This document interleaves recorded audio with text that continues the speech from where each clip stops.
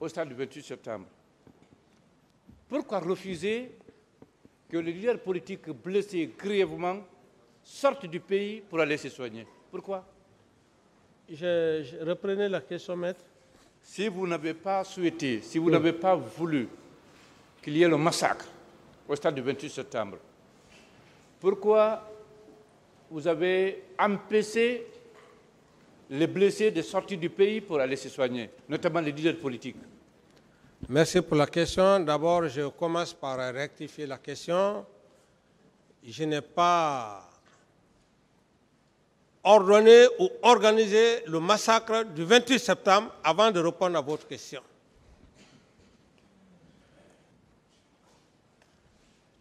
Le cas des blessés des leaders que vous faites allusion, je pense que M. le procureur a bel et bien fait une lecture hier. Et dans cette lecture, j'étais assis, j'attendais attentivement la conclusion. Mais cette conclusion, j'en étais effectivement satisfait. Cette conclusion, j'en étais satisfait. Pourquoi? Parce que M. le procureur a dit, après maintes tractations, que les leaders politiques sont venus me voir et j'ai donc donné l'accord, le feu vert à M. Elhadji Cellou Dalein qui devrait voyager. Donc, je pense que là, il n'y a pas de débat à ce niveau. J'ai fini avec le procureur hier, le procureur a été très clair, il a fait la lecture et j'ai dit à M. le procureur, nous sommes dans la même logique. Si le procureur disait hier que, à l'époque, le capitaine Dadis avait refusé, ça allait être autre chose. Mais si le procureur lui-même a dit que lorsque les religieux sont venus, j'ai donné mon accord, je pense que je n'ai plus d'autres détails à faire à ce niveau, maître. Mon capitaine, oui. Reconnaissez-vous avoir reçu l'intervention du président Abdoulaye Wade du Sénégal, de l'ambassadeur de France en Guinée à l'époque, du représentant des Nations Unies pour la sortie, pour que vous acceptiez que M. Cellou Dalein sorte? Vous le reconnaissez? Non. Ici, maître, je ne veux pas rentrer, c'est des grandes personnalités. Je ne vais pas donner des affirmations gratuites ici. Et maître Abdoulaye Wade, c'est un père à moi, je le respecte. Il ne faudrait pas que les gens fassent des allégations sur cette grande personnalité. Non. Non. Pour dire qu'il a fallu le président Wade pour que je puisse faire ceci, cela, il faut que les gens cessent. Les gens n'ont qu'à s'occuper des événements, des faits réels du 28 septembre. C'est ce qui est le plus important. Est-ce qu'il y a eu ça? Monsieur le Président? Est-ce qu'il y a eu ça? Il n'y a pas eu ça, Monsieur le Président. D'autres questions? Bien. Mon capitaine, en venant au pouvoir, vous aviez des ambitions nobles. Les Guinéens le reconnaissent. Surtout qu'à l'époque, il n'y a pas eu effusion de sang.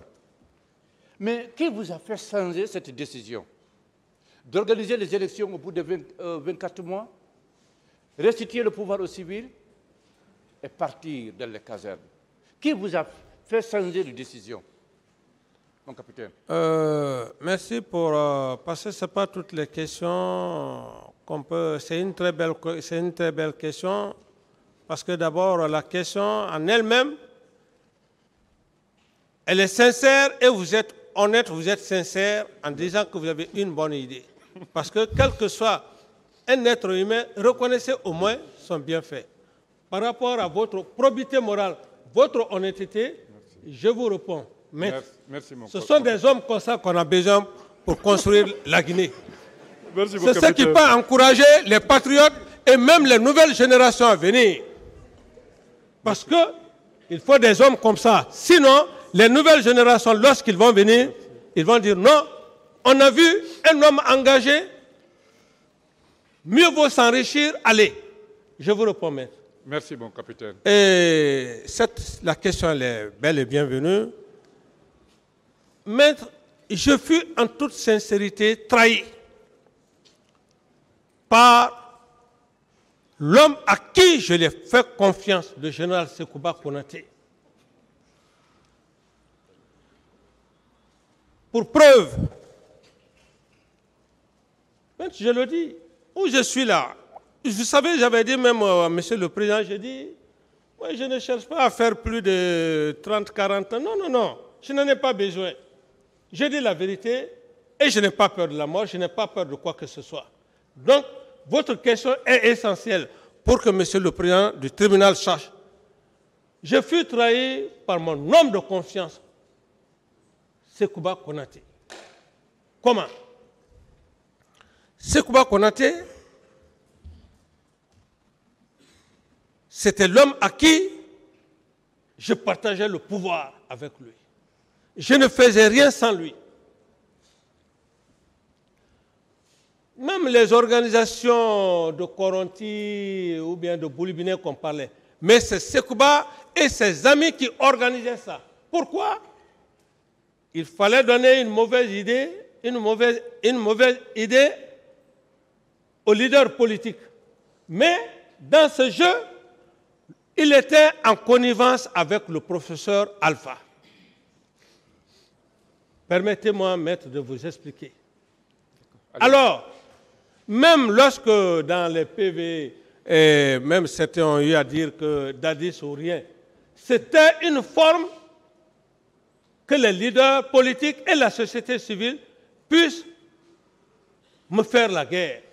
Mais dans tout ça, c'est le professeur Alpha, expérimenté qu'il est, et comme je l'ai dit, une expérience méchante, et je réitère. Donc, Sekouba Konaté faisait le jeu. Il en a commencé même à Fria. Monsieur Kamara. Il est parti à Fria. Monsieur Kamara, est-ce que vous avez compris sa question? J'ai compris. Il dit pourquoi j'ai changé. Répondez alors à la question. C'est par la trahison de Sekouba Konaté. Parce que Sekouba Konaté, il a fait croire à certains militants, à certains leaders, que Dadis veut aller aux élections. La preuve, il est parti à Fria avec le colonel Tebro pour un soi-disant préparatif de campagne. Alors, c'est ce que les leaders politiques ne comprenant pas, qu'il était en mèche avec Alpha, les autres se sont embobinés pour dire non, Dadis veut rester au pouvoir éternellement. Mais dites-moi, cependant, mon capitaine, les hommes qui ont initié, qui ont mûri, construit le mouvement Dadis doit rester, ces hommes-là étaient des hommes de Konaté ou bien du professeur Alpha Condé? Merci, mais c'est ce que je vous dis. Je vous dis que l'armée a toujours été infiltrée, et je le dis et je réitère, les mêmes éléments là travaillaient avec le professeur Alpha Condé pendant même que le feu général Lansana Conté encore était vivant. L'armée a toujours été infiltrée. Ce sont les mêmes éléments, la prise de pouvoir qui sont venus, et puisqu'on a pris le pouvoir, inexpérimenté que j'étais, cette inexpérimenté que j'étais, permettez-moi, c'était les mêmes éléments qu'ils faisaient le machiavélisme sans que je ne m'y rende compte. Moi, à mon entendement, c'était des hommes sincères, honnêtes avec moi. Cependant, ils travaillaient, comme dirais-je, pour le professeur Alpha Condé et Sekouba Konaté. Est-ce que vous pouvez nous donner le nom de ces personnes qui ont initié et formé ce mouvement Dadis doit rester? Non, je pense que quand vous allez voir, passer à certains déjà, je crois ils ont... Moi, je ne donnerai pas, je ne cherche pas, comment dirais-je, à dire le nom de qui que ce soit. Je suis là, c'est ma personne. Je suis là pour effectivement me défendre devant le président du tribunal. Donc, je ne cite le nom de personne. Mais les gens que je cite, c'est que j'ai les preuves avec moi, comme le cas. Est-ce que si on vous en donne, vous pouvez les reconnaître? Vous dites? Si on vous en donne, vous pouvez les reconnaître si on vous donne le nom de ces personnes qui ont formé le mouvement Dadis doit rester? Moi, peut-être que je peux les reconnaître physiquement. physiquement. Vous pouvez, à travers leur nom. Bon, ça dépend. D'accord. Donc allons-y, on va aller. Monsieur Tibou Kamara. Non, Monsieur Tibou Kamara, en toute sincérité, je ne dis pas sa relation avec Sekouba, mais Dadis doit rester Dadis ou rien. Ok. Ça, je ne peux pas mentir sur lui. On continue. Monsieur Moussa Keïta.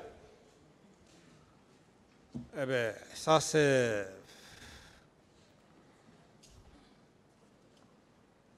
Et qu'est-ce qu'il a dit dans... Non, Azere Corée. Ah, bon, voilà, bon, c'est ça. Parce que le terme, voilà. C'est ce terme-là qui a fait que toute la population guinéenne s'est soulevée contre moi, les forces vives. Une forme de propagandiste. Dadis ou la mort. Voilà. Il est allé à Azere Corée pour le dire. Alors donc, c'est pour dire que vraiment j'étais dans une situation, c'est le seul Dieu qui m'a sauvé, hein, maître. Hein? On fait semblant de vous aimer, mais au fond, ce n'est pas ça. Hein? Et donc, ces propos ont directement agi sur ma personne. Voilà. Ça a créé, comme on dirait, beaucoup de situations. Donc, on retient M. Moussa Keïta. Ensuite, bon, Tibou, vous avez dit oui ou non, vous êtes dans l'incertitude. Bien. Parce que là, je n'ai pas la certitude par rapport à... Il y a des termes, quand on dit des termes, ce sont des termes qui sont graves. OK. Monsieur Papakoli. Bon, Monsieur Papakoli, bon, c'est un frère. À quelque part, bon, ça c'est purement familial. D'accord. C'est purement familial. Monsieur mais son attitude, lorsqu'il a voyagé avec Sekouba, je n'étais pas content. Voilà. En toute sincérité, je n'étais pas content. Et je n'ai jamais échangé avec lui jusqu'à date d'aujourd'hui. Mais je n'étais pas content parce que Sekouba l'a pris pour l'utiliser. Pour l'utiliser. D'accord. On continue. Monsieur Laï Junior Condé. Laï Junior Condé, à moins que si vraiment je le vois, mais son nom ne me dit pas grand-chose. OK. Monsieur Kabinet Komara. Monsieur Kabinet Komara, c'est l'ex-premier ministre. Oui, naturellement. C'est un homme intègre, incroyant, impieux. J'ai même peur de lui, impieux, incroyant. Non, on parle de ce mouvement, Dadis doit rester. Ceux qui ont conçu ce mouvement. Non, monsieur Komara, je n'y pense pas. OK. Parce que monsieur Komara, il faut se dire la vérité, c'était un technocrate et avec une grande sagesse, il n'était pas dans ces situations-là. Même s'il a été humilié par vous. C'est pour ça que je dis, maître, oui. C'est un grand homme. Et jusqu'à maintenant, on entretient des relations. Très bien.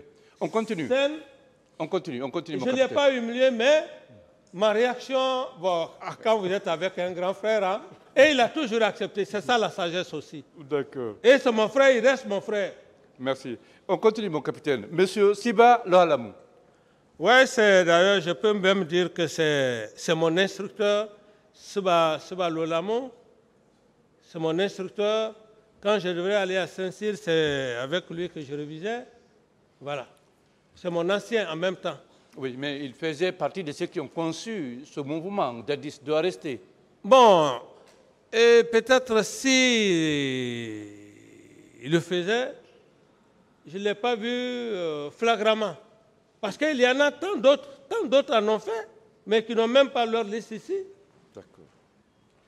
D'accord. D'accord. D'accord.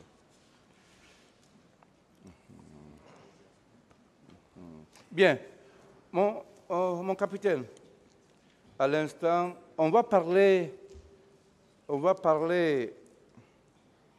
de cette fille adoptive du feu général Lansana Conté, Aïcha, que vous avez connue ou dont vous avez entendu parler, Aïcha.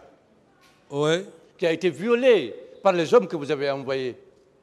Par des hommes que vous avez envoyés. Non, si, maître, précisez les noms pour que je puisse vous aider aussi la Cour. C'est important. D'accord. Parlez-moi de Aïcha, alors, cette fille adoptive du feu général Lansana Conté. Bon, pour être sincère avec vous, Merci, mon capitaine. comme vous ne voulez pas, vous êtes en train de cacher quelque chose, mais moi je ne cache pas. Merci. Pour la petite histoire, cette femme, je fus informé qu'elle a été violée par les hommes de Aboubakar Sidiki Diakité dit Toumba. Moi-même, je me suis déplacé, je suis allé voir cette femme, la demander pardon. Vous me suivez, maître? Très bien. Je suis allé demander pardon à cette femme dans sa cour. Pendant ce temps, je crois que le colonel Teboro avait déjà pris les dispositions pour envoyer Toumba, je ne sais pas, au PM3. Et le lendemain, alors comme j'ai demandé pardon à cette pauvre femme, voilà, c'est la petite histoire. D'accord. Vous avez... Et réellement, elle a été violée, c'est vrai? Voilà. Bien, mon capitaine. Non, vous êtes vraiment honnête là. Non, il faut être sincère. Il faut qu'on soit honnête. Parce que moi, je l'ai vécu, je suis allé, je l'ai demandé pardon. D'autres questions? C'est bon, monsieur Camara. D'autres questions? Bien, mon capitaine, vous avez connu également monsieur Lansana Kondeya Camara, un frère du feu général Lansana Kondeya. Monsieur Lansana Kondeya Camara.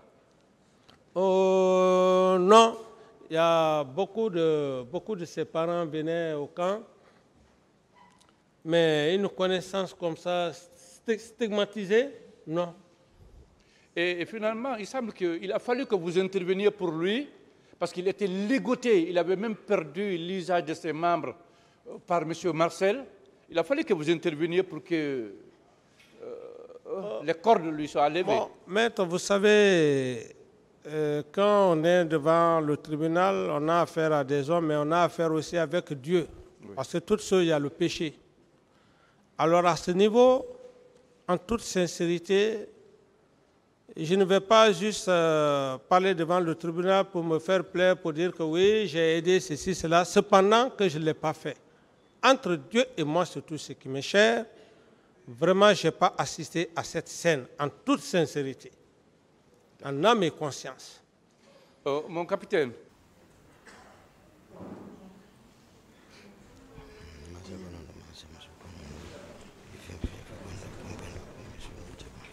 Monsieur Diakité, moi je pense que j'ai une ou deux questions pour vous. Vous nous avez expliqué le contexte des événements, de l'avènement du CNDD. Le contexte dans lequel les événements malheureux du 28 septembre sont intervenus. D'après vous, quels étaient les concepteurs de la théorie Dadis ou la mort? Dadis ou la mort, il y a Dadis d'abord lui-même.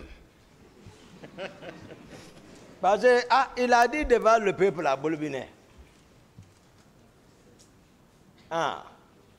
Après tout ça, là, il revient et dit non, juste c'était pour voilà, effrayer les leaders comme on le fatiguait trop. Donc, mais c'est lui d'abord le premier. Les Teboro. Le colonel Teboro, les colonels Théodore, les colonels Makambo, capitaine Gono Sangare, capitaine Marcel Guilavogui, et tant d'autres, c'est-à-dire tous, et c'est Dadis ou la mort, et Moussa Keta. Le capitaine Moussa Keta, commandant à l'époque, je crois, secrétaire général du gouvernement. Il y avait d'autres, mais pour ne vous citer que de ça, Dadis ou la mort.